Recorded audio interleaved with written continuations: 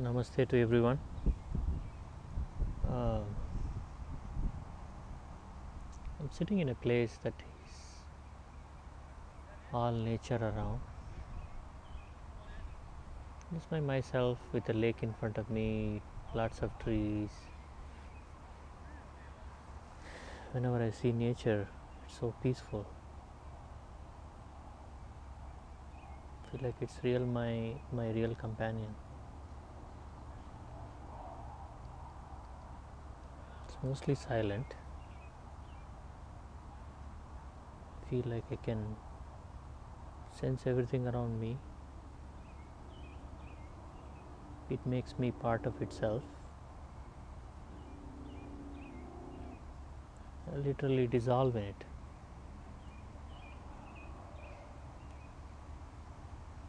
It's just a simple existential oneness that you feel all around. You really came from this. I really came from this. And I am a microcosm of the big macrocosm around me. And I'm in it. I'm breathing, I'm living. Just like everything is around.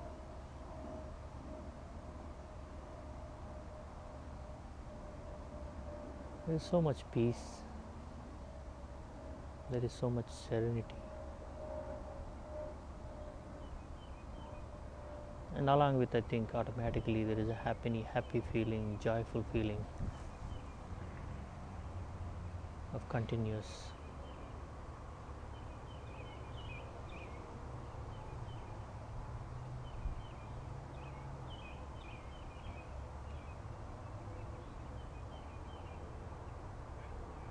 I think the moment we get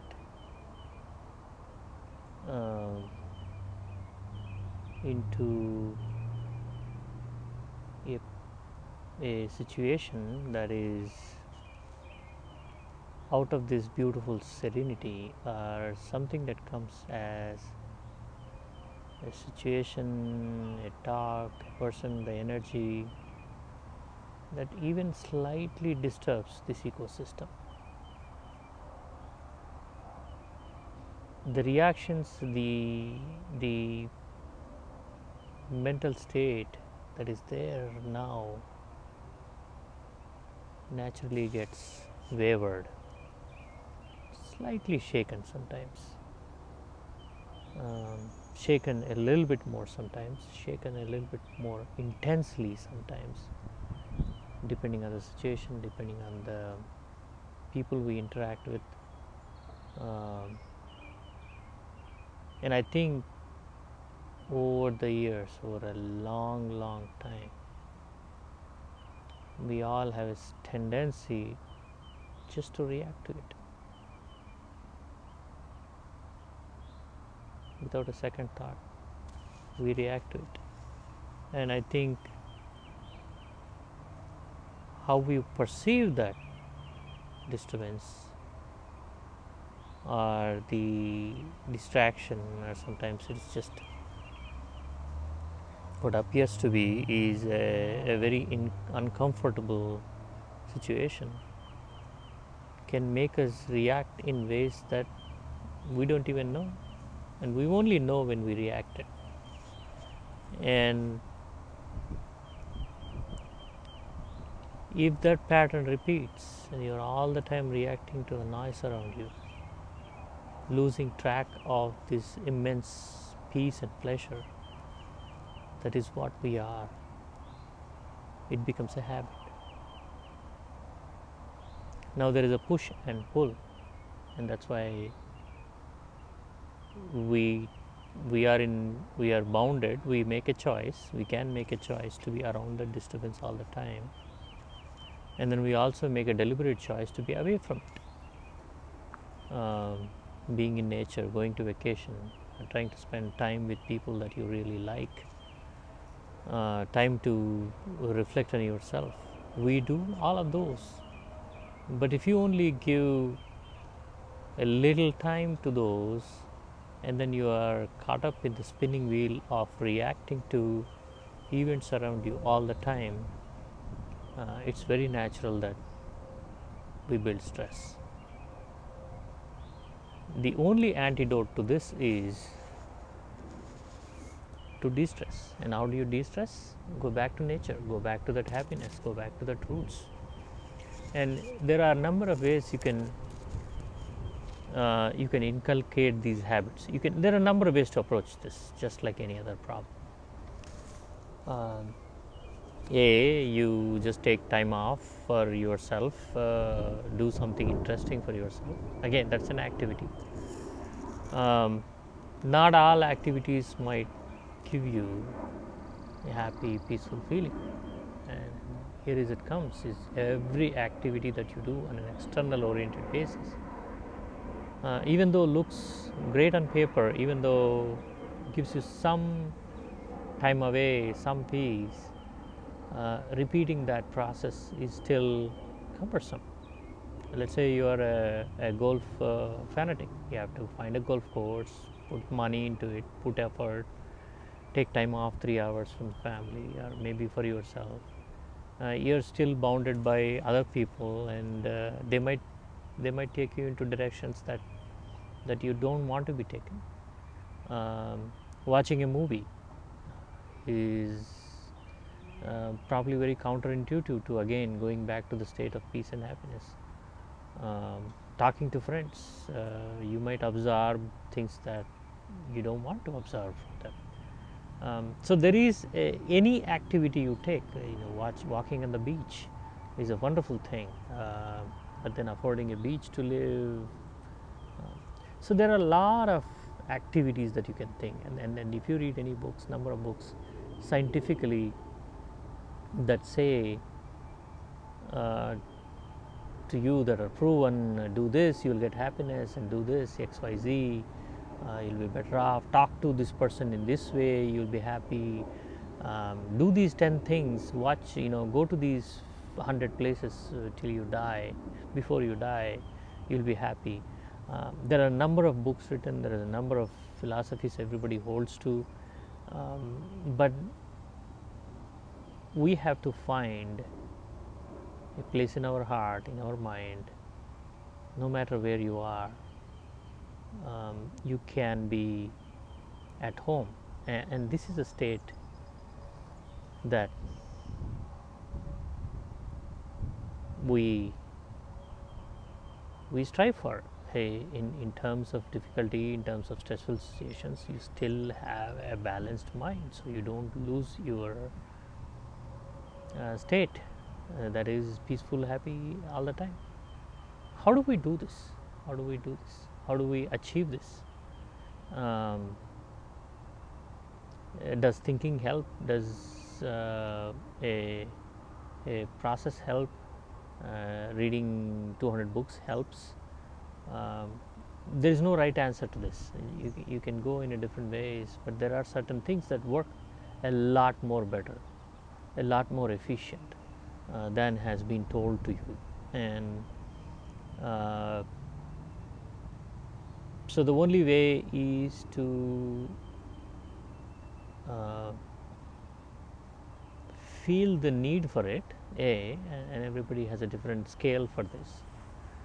If your only goal in life is to make the next dollar or make yourself happy by doing some physical activities and external activities, you're constantly being chased by those intentions. There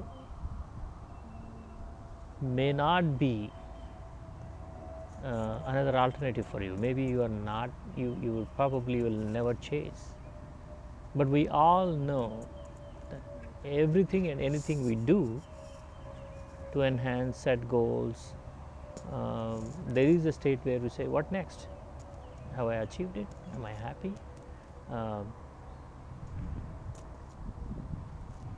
There are better ways. There are better ways. So why are you happy sitting in front of a beach? Why are you happy sitting in front of a nice lake, um, and how can you create that state anywhere, anytime, and what is the right technique to do it? It all comes down to how you can regulate your breath. If you understand how to regulate your breath, and if you discipline your breath, if you go through a process to ensure you reach that state no matter where you are, you will be in a lot more um, expectation less and less intense, less excited, but still in control. And that's where the Eastern philosophy has brought into, and then even there are a lot more quotes in the Western philosophy as well as in religious practices. Everywhere it's being written that be still, be observe your breath, sit in a calm place and think of meditation. The word meditation is overreactive and over understood, um, taken in too many different forms. But essentially, it is a state of quietness. It is a state of giving your system, your brain, less to think. The moment you find a process that makes the brain think less, it automatically reaches the peaceful process. It doesn't mean that you shouldn't be thinking. You should think, but a better thinking will come when you reach a less thinking level, a serene thinking level. Once you reach there, the thinking process becomes very efficient, and you think a lot more better. You understand things around you in a much more harmonious dimension than where you are. So, how do you achieve this? How do you get to a state of this continuous, mindful, purposeful, just happy state, that position? You've seen every saint from India coming to all over the world and taking it through a process. All those lead to the same process. Controlling breath, controlling your posture, deeper oxygen inhalation, intensifying that experience will lead to a lot of control, and slowly this affects your entire system. This affects your brain, this affects you how you move, this affects your body. This will guide you, and the sooner you get into this process, the logical brain keeps stopping you from doing this natural state. You know it is effective when you go to so many places. You know it's effective when you do have wonderful conversations, but yet we get distracted. So this comes back to like the same thing like going to gym. Like, can you get up and sit in your car? I think once you are there, you are going to the gym, you do your physical exercise, and you feel good. So much to the same process. This process is learning a technique that could be anybody, and you can start right on YouTube. You can start with yourself, just pondering over the breathing process, going through the breathing techniques. Take some time off, go through a process, half an hour, 1 hour, it does not matter. I think the time is there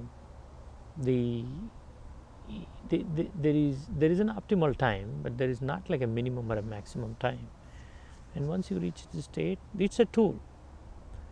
You don't need to necessarily do this over your lifetime. This is not a a sleeping 8-hour habit that you need to perform all your life. You will sleep better, you will move better, you will do everything in a way that is harmonious, that is more peaceful to yourself. Um, so get into the habit of knowing this process. Get explore it. Reach that half an hour practice slowly. Um, there is a tremendous amount of benefit that you get out of this. That whatever shakes around you, it will not shake you. It will keep you in the most beautiful state that you are always are, and make you understand that larger picture matters a lot than all the noise that you experience, and nothing seems to be noise here anymore. This is a beautiful thing, is whatever disturbs you, whatever you think is distracting you, whatever is you think is stressful, whatever you think is not peaceful, everything falls in line. You will be able to cope up no matter where you are, which house, which country, which weather, whomever you are around. It does not matter anymore. You are completely at peace with everything and anything and everybody. This is the state we have been tasked to achieve. This is the purpose of life. The sooner we get there, call that nirvana, enlightenment, samadhi, whatever you call. If you achieve that, there might be more levels to this. Everybody says, yeah, going to a pulseless state for a day is probably the biggest nirvana. But the first step is to be in conjunction with everything around you. I think it's a very, very powerful thing. Then you can go into other realms, other dimensions. You can explore all the scriptures in the world, understand a lot more about this science, and put your twist around, come up with more techniques. Doesn't matter. It is just this understanding and getting there. Hope you find your state that you are in to the state where that is more meaningful for yourself, and wish all the best. And I think the first step is to take that step towards that direction. Thank you. Namaste again.